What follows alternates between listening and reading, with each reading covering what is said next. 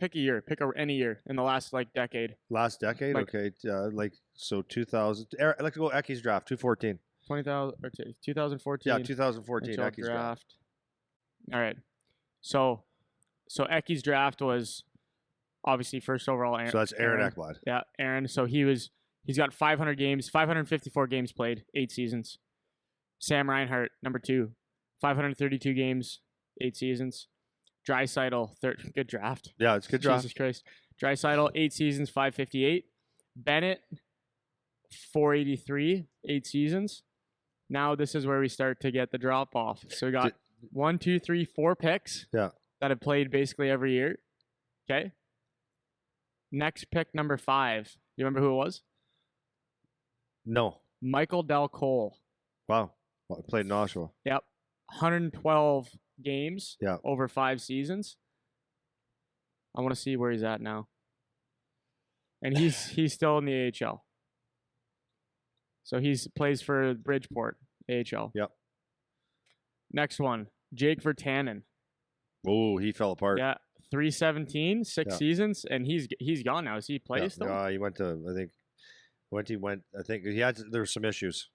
Yeah, right. So there's a reason he had some issues. So we got 4 picks so far. Yeah. 5 and 6 gone. So he's in the KHL now for Tannen. Yeah. 7. I'll just do the top 10. Yeah, go. 7. It's great. Hayden Fleury. Yeah. Remember him? Yeah. I don't even remember him. Yeah. So he's played 300 games, 6 seasons. No, sorry, 200 games, 5 seasons. Yep. For Hayden Fleury. Yep. He was drafted 7th overall to the Carolina Hurricanes. Yep. Number 8 is Nylander. And Fleury's now on Seattle. He's been up and down. Yep. Good player. It's still early. Yeah, he's Not in really, Seattle. It is and it isn't. Yeah. Next one was Nylander, 8th overall, 7 seasons, 430 games. 9th overall, Winnipeg. That's not the Willie Nylander. William. Okay. Yep, Nylander. Yep. Winnipeg Jets, Nikolai Ehlers. Good 7 player. seasons. 10 Anaheim Ducks, Nick Ritchie. No, he's done. So he's fallen off too now. So now for the rest of that first round, whereas this is the most you're gonna get. So we had other notable names would be Larkin, 15th to Detroit. Tony DeAngelo, notable name, but 200 games. Yep. Robbie Fabry. Yep. Jared McCann. So for the rest of those guys, we got 4 seasons, 42 games, 3 seasons, 53 games, 3 seasons, 37 games. Number 23, Connor Bleakley. He went to Colorado, nothing, not 1 game. As soon as you get to round number 2, she drops off. She drops off quick, man. Krejci or Pastajov was drafted that year, 2nd or 3rd round, wasn't it? Krejci? Not Pastajov. That's not Charlie's Pastajov. buddy. Pasta in Boston. Pasternak. Yeah, he was 25th overall to Boston. 510 games. So you go do that whole draft over. Aaron may or may not be the 1st overall. Well, he still could be. You got Leon Draisaitl. I know. 3rd. I know. Right? So anyways, point being, you look back on some of these guys, because once you get to the 2nd round, it's in that 2nd round, there's another 32 picks. 1, 2, 3, 4, 5, 6, 7, 8, 9, 10, 11, 12 of them never played 1 game. And only 1, 2, 3, 4, 5, 7 played over 100 games. Yep. Only 7. Yep. In that 2nd round played over 100 games in NHL. Yeah. Right? So it's you think you're there, man. You think you're there. Man, I'm telling you, there's a lot of late bloomers. There's a lot of kids I think we talked about NCAA and OHL last year. There's that. So do you develop more in the NCAA? You're a little bit older or whatever. We look at those 2 things. But we remember I said the Americans, most of the Americans think of the OHL and they don't even know what it is because that process doesn't even make sense to them. Yeah. Well, okay, what about a kid in Sweden? Their process is different. They're not thinking National Hockey League at 18 necessarily because they're playing in a pro Swiss league or a Swedish league, Finnish league, and all that stuff. Guys just continue to get better. Mm-hmm. And those guys, I'm telling you, man, those guys in Europe that are playing in these club teams even, like I said before, they work. Yep. They work. So if they're working their ass off and they're very talented, then that's why look at Detroit. They Eiserman, right? He's building his Oh yeah. they got their Swedish or European scout, and he's building the best guys from out there. There's a reason. Yeah. There's a reason, man. Yeah, seriously. So I had kind of just like an interesting thought. So if you're, Okay. because I don't know a lot about like the backside process of this either. So like maybe you know more than me, maybe you don't, but we could just talk about it, see Okay. where we take it. So when you're trying to build the team as one of these professional organizations, at what point from maybe some of the people that you've talked to, around what pick, let's say, if we can put a kind of number on it, does it start to be like, like this guy probably won't be a organization changing player? And how do you build? So if I'm Montreal and I have the first overall pick versus your Tampa Bay or Edmonton had the last pick of the first round, how does that change? How would that change your perspective on like how you're shaping your team or like what it means for the draft? Because to me, it seems like if you're outside the top 5, it's like now it's kind of like I don't know. You know what I mean? What though. Like I don't know what this player is going to end up being. I feel like if you're inside the top 5, it's like this guy's going to be, if he doesn't pan out to be a top player in the NHL, It was a bad draft. then, or it's just kind of the kid was a bust, Yep. right? Like you were expecting him to be good and he was just Yep. a bust. But after pick number 5, it's like, what are we expecting out of these guys coming in? So if we look at even guys that are up there, so what are my expectations of that player coming to my team? That's a really good question. Do you have anything like from people you've talked to or like scouts you've talked to or like what they expect when they're going into a draft like that? No, that's a really good question. I can't give you an answer on that. What about even from the OHL? Like, what about the OHL perspective? Like, because it would be the same thing, just scaled, right? Yeah, no, I agree with you. I think, wow, the OHL is a tough one too because you're looking at the kid that's maybe a little bit more advanced and stronger has got a bit of an advantage. I think. Yeah. I think that's why you can beat the interview process to death, right? You really can, but I think if you do it correctly and really do your homework, I think you could get probably a better read on what type of player you're going to get. Yeah. Like I honestly, if I was running an organization, and I mean, I don't know if you can do this to 600 people, but I mean, the area scouts and all that stuff, they do a good job. I guess if you identify the players that you like, I would do homework till the cows come home, because both ways, right?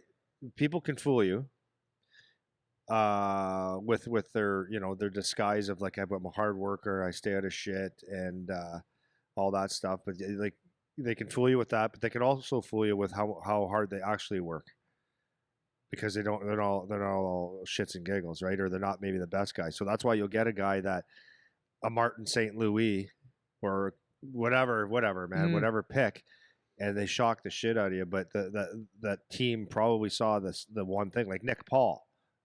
What a player this guy is, Yeah. right?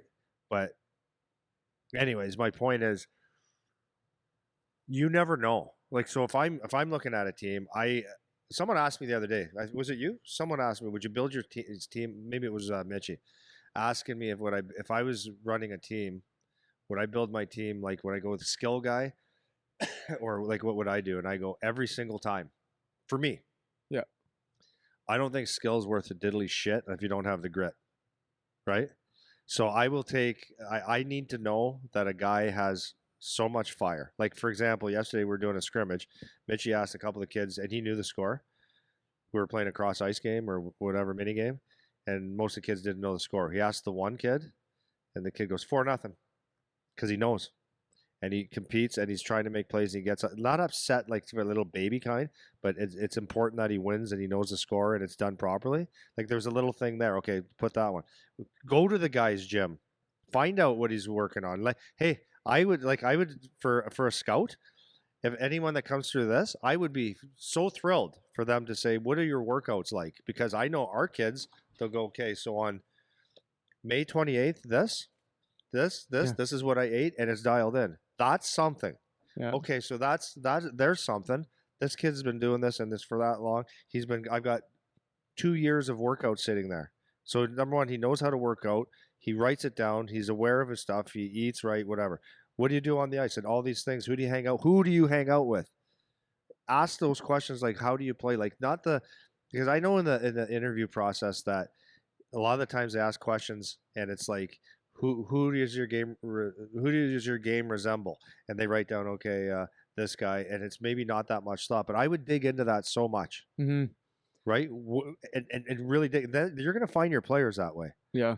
So, anyways, long answer or a long bunch of bullshit to say I don't know the answer to that. Like I don't know when they say.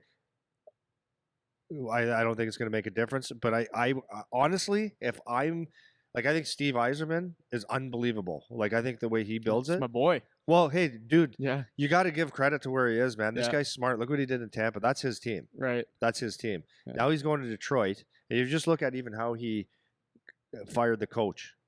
Think about this, okay? Everybody knew Jeff Blashill was going to get fired.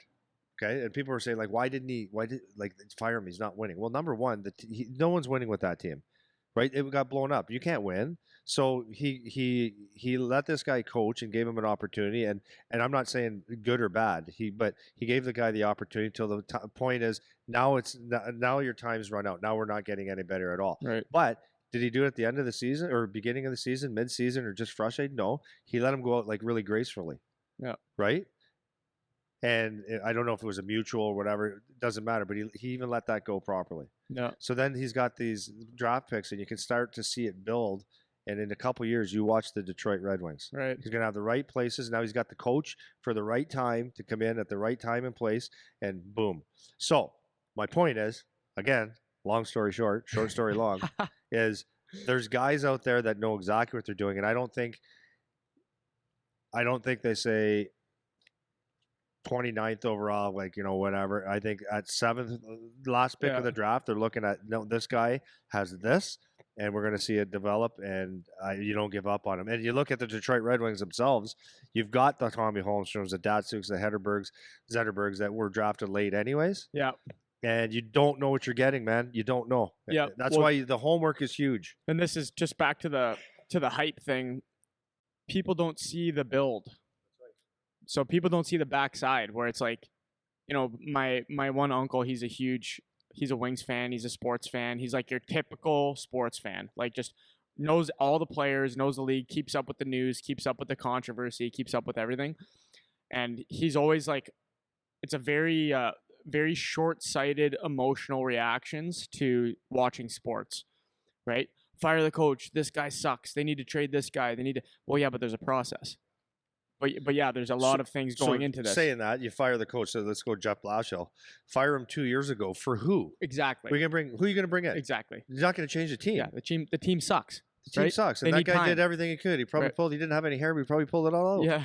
They need time, right? Yeah. And people don't see that back side of it. So Yzerman sits up in the box, and every time they get scored on, it pans up to Steve Yzerman, just like, oh, what's he doing with this team? Meanwhile, he's got like the next 5 years mapped out in his book, and this is how it's going to go for the next 5 years, and people don't see that part of it when you're trying to build a team.